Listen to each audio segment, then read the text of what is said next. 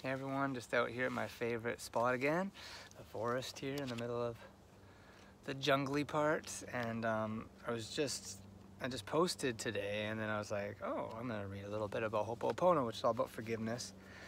You know, it's an ancient Hawaiian healing method. You know, again, you know, you either believe or you don't believe, right? I mean, the story is that it was a doctor and worked in a psych ward, or was brought into a psych ward where every, you know, patient was like so, like 10 out of 10, that the doctors were literally quitting all the time, and it was totally full.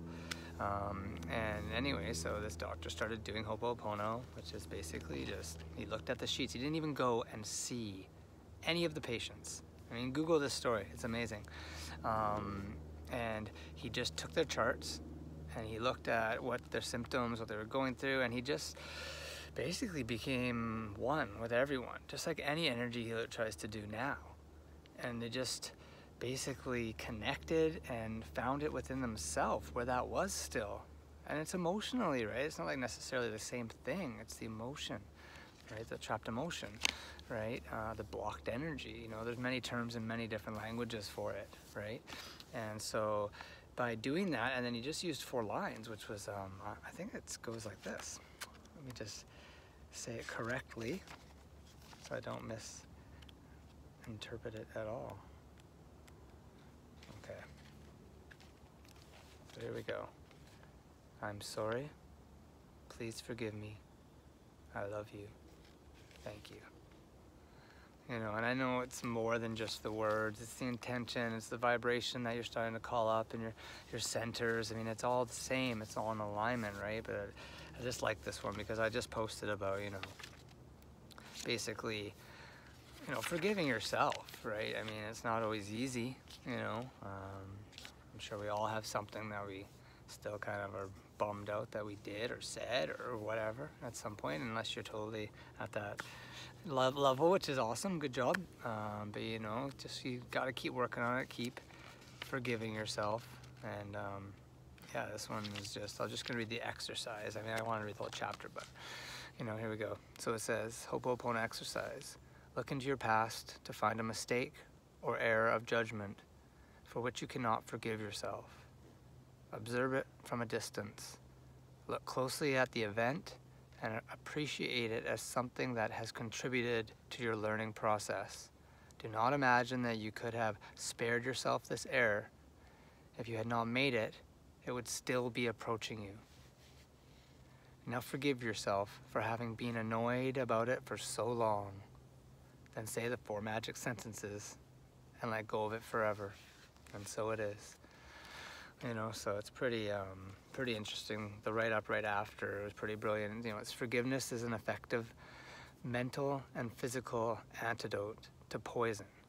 Negative thoughts poison our body. We know this. We know this through emotion code. That's why I often talk about what you put in your body food-wise. Yes, it's very important, don't get me wrong, especially balance. But it's also the intention and the energy that you eat with. Doesn't matter if you're eating something super healthy, if you're angry while you're eating it, you're putting that vibration into your body. I've really tried to teach people about this, and you know, even though I've fasted, I've done the breatharian, I've gone to certain diets, all of them, right? And I mean, I don't want to be judged, so where I'm at now with my diet is just very balanced, very minimal of fairly healthy. I do like a cake. You know,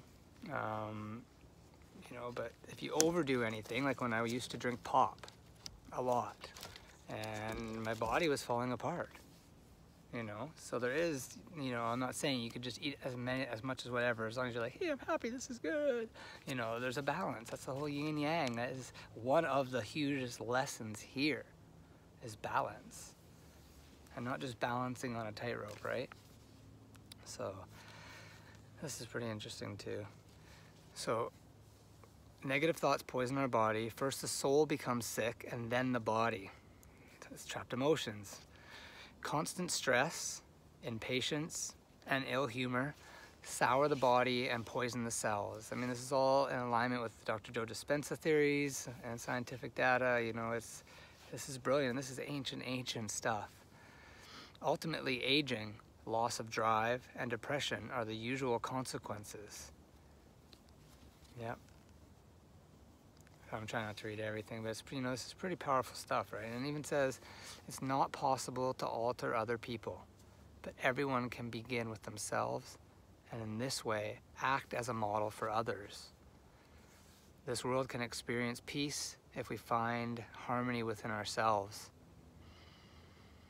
and are at rest within and do not look only for external happiness. Again, it's all with what's coming around again, in terms of literature and the New Age, Jesus, I mean, it's cool to be here right now, I think, especially if you are trying to choose and you're working on yourself and you're trying to rise up and continue to raise your level of consciousness, right, and your vibration in your body, and really taking responsibility for everything, everything in your life. That's a tough one, but that's definitely one of the things during the course that we're really going to go deep on, and that is owning everything, right off the bat. The first week, not only are we going to try and push for mind movies being done in the first 2 weeks, it's not going to be easy. Anyone who done the 11-day challenge and who did the retreat with me and who works with me, that's me. My coaching, even as a soccer coach, I can't help it. That's how I was as a player. Just work, do the practice, and get her done. And so that's what it's going to be. And we want to use me, the emotional code practitioner, during the course, and I'll be doing group releases in terms of finding the trapped emotions that are in our collective group, which is, it's easy. You just got to tap in and get her done, and use the muscle testing, find the emotions. And like week 1, I want to start deleting like judgment and blaming, because that keeps you in this past to present loop, which is you want to break if you want a new future in any aspect of your life. Again, we're going to do that during the course, which will be going through relationships, jobs, maybe a problem area of the life that we want to improve, health, wealth, all that. And we're going to be doing writing meditations where I don't want to give too much away because I want some excitement to be, here's me wanting to just give the course away now too. No, it's been brilliant. The 11-day challenge had over 85 members with some that I sent videos to privately because I still need some trapped emotions released about Facebook, but we'll get there. And, I think at least 50 to 55 have been watching all the videos, so I'm pretty happy about this. This is pretty exciting. And a few have already said that they're looking forward to when the course starts, which will be August 21st. And other than that, I'm going to write more about the course in the coming days here and keep, putting it out there. But again, if anyone wants to do the 11-day challenge and receive the discount on the course, then hop on and do it. At least get to day 5, because that's the breathing that you're going to need. I mean, people were already saying that their stomachs were getting tighter and that they lost inches on their waist. I mean, I should put out a workout video now. I'm serious. Like, it was amazing. And I'm the same. I mean, I'm not gonna take my shirt off right now, but I notice how the work I've been doing, the breathing, the meditations, the workout meditations, all of that. It's really, really powerful stuff, so yeah, much love. Thank you for listening, and I will talk to you soon. Peace.